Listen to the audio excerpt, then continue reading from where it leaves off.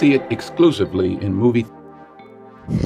Oh, you gotta have the Denzel voiceover at the end. Off? How dare you, Addy? We need to go. Jesus Christ. It's not hot, bro. It's fucking stupid. All right, we've got a journal for Jordan. Now, look, I don't really know anything about this film because I literally just it just popped on my radar today. But this is about a First Sergeant Charles Monroe King before he is killed in action in Baghdad. Authors a journal for his son intended to tell him how to live a decent life despite growing up without a father. This is actually directed by Denzel Washington, directing a film. I don't know if this is the first thing he ever directed, but it's certainly the first time that I heard about it. And this is written by Dana Candy, John Burnham, and Virgil Williams, and the stars, of course, Michael B. Jordan, Tamara Tooney, Robert Wisdom, and Susan Porfer, and is due out December 22nd of this year. I think it's due out December. I'm pretty sure it's due out December 22nd of this year.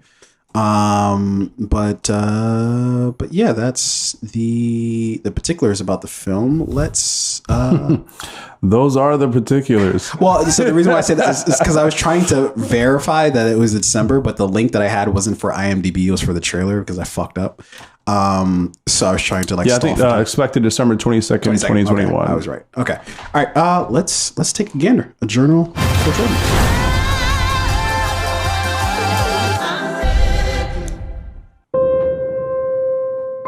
I really am glad you're here. I just want you to enjoy your weekend.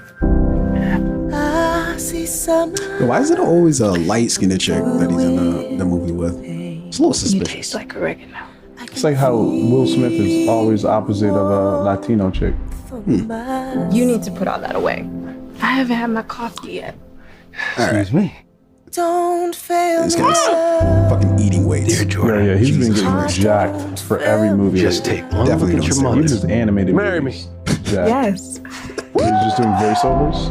That will What if? tell you what I think beautiful is. I'm ready.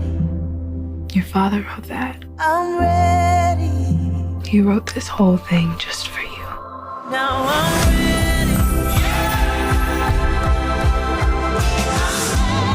Love is a choice, Jordan.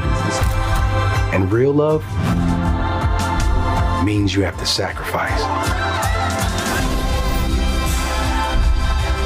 But pain is temporary. Real love lasts forever. But remember, Jordan, you have to fight for it.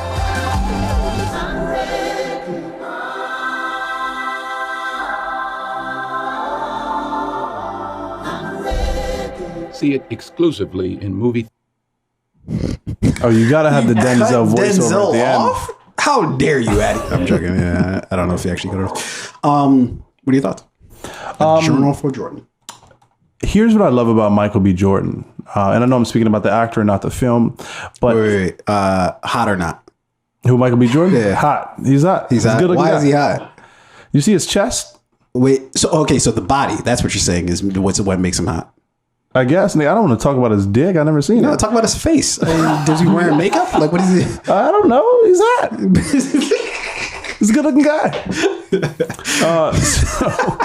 But I know I'm speaking about the actor for a second and not the film, but I love Michael B. Jordan's range. He can give you the action. He can give you the Killmonger in the Marvel film. He can give you the more like storied characters in like a slower, more like heartfelt, compelling film like this. His range is wonderful, which is why he's one of the leading men in Hollywood. Sure. Does this film look good? I think it looks like a really good story.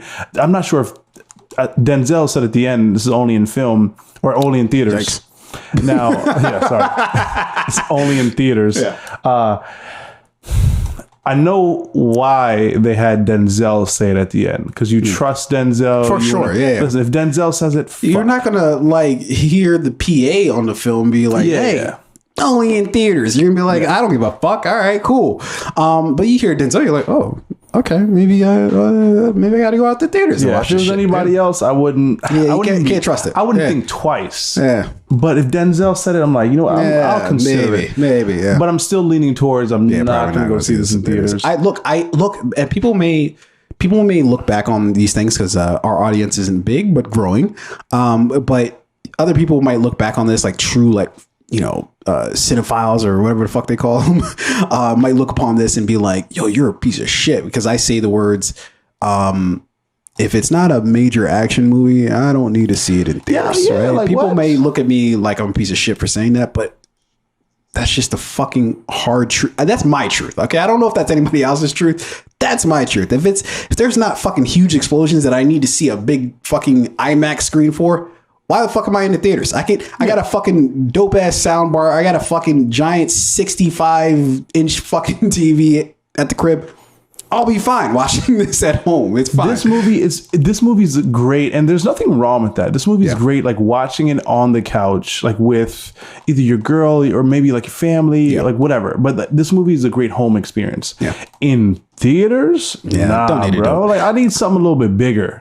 I went to go see The Photograph. I don't know if you remember that movie with Keith Stanfield. With Keith Stanfield and Issa. Yeah. I went to go see that in theaters, and I just remember sitting in the theater like, oh, there was like no point to me seeing this in theaters. There's 0 point to me seeing that this in theaters. Yeah, it was like around Valentine's Day, and we were just like looking for. I forget. Your financial advisor is like Tunde. You saw The Photograph and you saw The Green Knight twice. Well, my financial advisor has other things to worry about other than the fucking me seeing a his couple clients movies. Doing shit like this. Yeah. He's gonna drop you.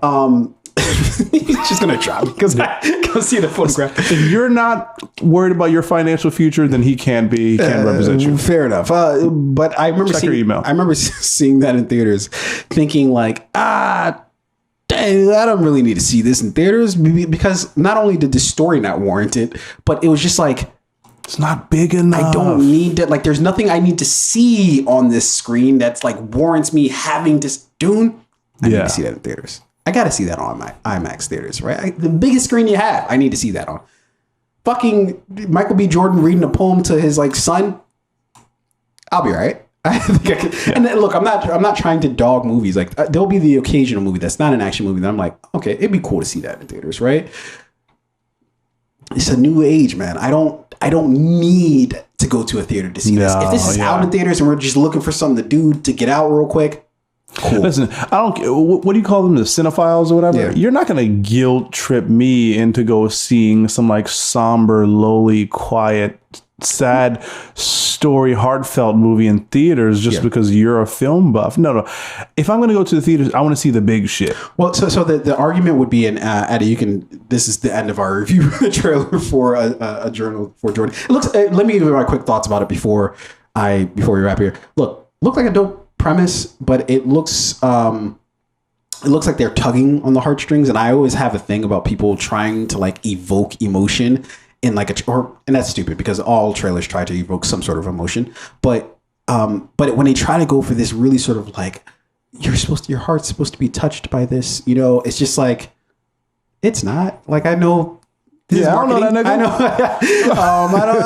know. I'm cool. Just tell me what the story is, and we're good there. But they try to do it in such a way here that it's just like, I need to see this, and it's just like But that's just me. Again, that's just tell me what happened. I don't need to cry about it. But Michael B. doing this, I think he's masterful in terms of the projects that he chooses. Because what does he do? He does fucking does a movie for Amazon with Prime, no remorse, without remorse or whatever. Remorse. Plays a dude in a war. What does he do? That's an action, mindless fucking. I'm just shooting everybody in sight. What does he do as a follow up? He's like, oh, I want to do that same thing. Is this the double dip?